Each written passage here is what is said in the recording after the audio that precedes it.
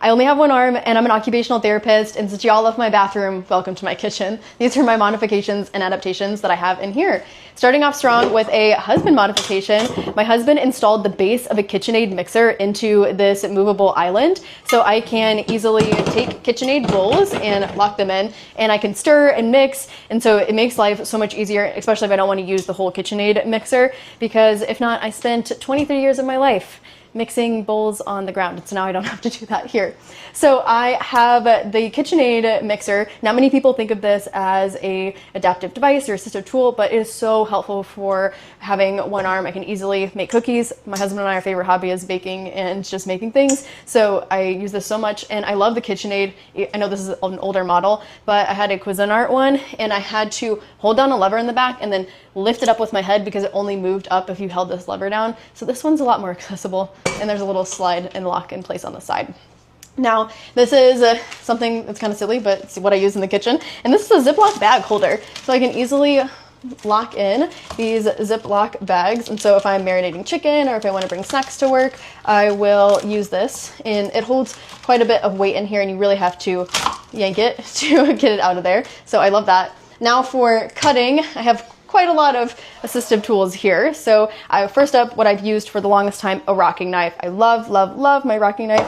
Whoop, I have a potato. This is probably not the best thing to give an example on. There we go. So you just press down and then rock back and forth, and I'm able to cut lots of food with this. So if I'm cutting vegetables, I love using my rocking knife, something that I use literally every week, and I might even love it more than the rocking knife, and it's just food scissors. I have 2 of these, and so most weeks I just meal prep my food, throw it in a container, and then I will chop, chop, chop, chop, chop up the food in my container because it is just a lot easier to do that way. And then I know that these are pretty popular online, and this is a just chopper or dicer. If I'm making soups or salads, it just cuts everything so smoothly, and I just love how small it can make the pieces and how fast it is, because if I was doing this over here, it would take me forever. So finishing up with the last cutting tool that I have is a bagel slicer. So cutting bagels is something that causes a lot of time for me, and I just need to go fast in the morning when I'm making breakfast. So this, I just press down, wiggle it out, and then my bagel is ready for some cream cheese. And I have a lot more devices in here, so stay tuned for part 2 and check out these items on my Amazon storefront. Something that I am constantly thinking about as an occupational therapist and someone who has a disability is how to make my occupations and my daily activities more efficient and easier for me. And one of those ways that I've just learned to do over the years is to meal prep. And so I cook a lot on Sunday, and then I don't have to cook or do dishes the rest of the week because all of my food is prepped, and that even includes breakfast. And so I've been making these high protein egg bites for probably well over a year now. Before that, I would just make eggs every single morning. So I put a cup of cottage cheese in the bowl, and then I crack 10 eggs into, ooh, that was loud.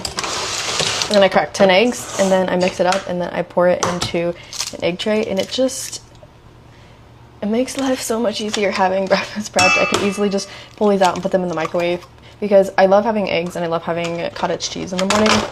And so instead of having to get out the pan and make the eggs in the pan and then clean the pan, this process it literally takes me less than 10 minutes on a Sunday. And then I literally want to use as least amount of things as possible. So, oh, you hear my cat. Hi, Rex. Come here, buddies. Okay, he's gonna meow probably. I literally use the thing that I am going to pour or scoop these into the bowl to mix up the eggs.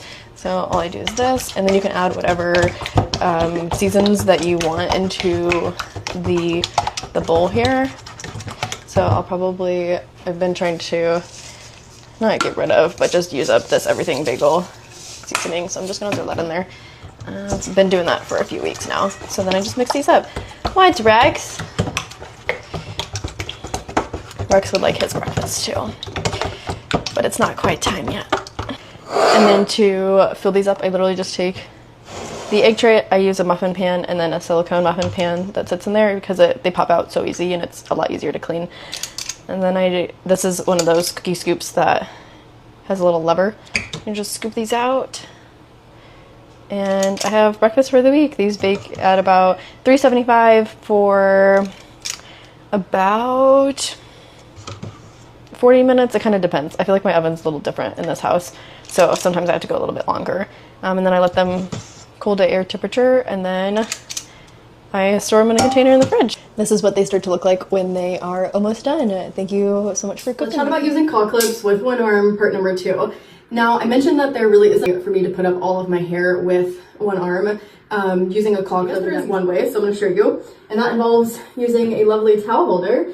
And this works definitely better if you have longer hair. So what I'm going to do, doesn't always work on the first time either. I'm going to grab all of my hair, and then I'm going to kind of use my hand and twist my hair all together. Once I do that, I'm going to then put my hair and hold it with the towel rack, and then we're going to balance.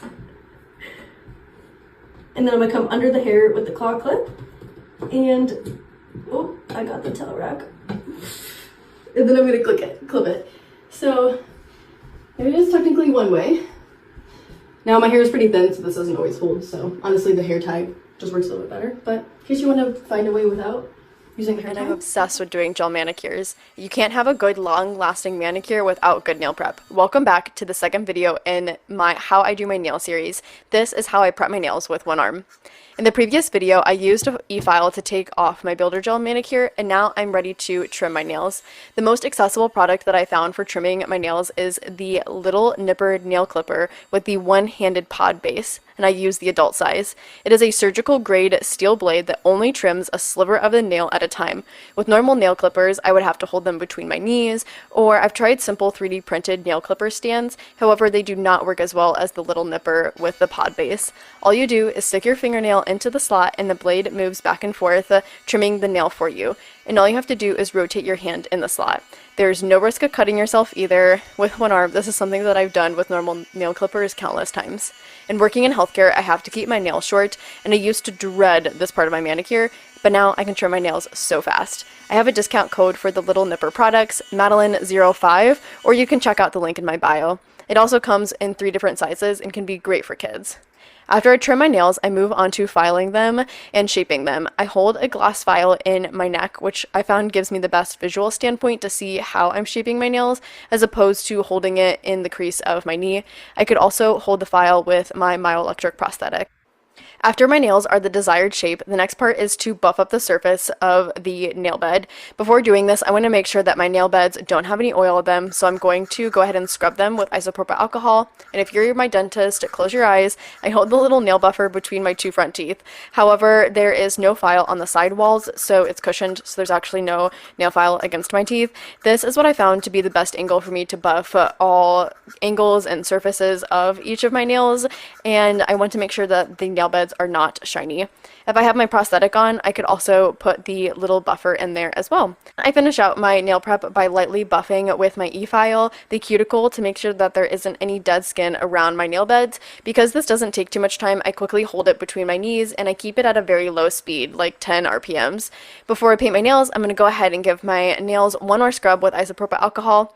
Thank you so much for watching, and stay tuned for part 3 where I actually paint my nails.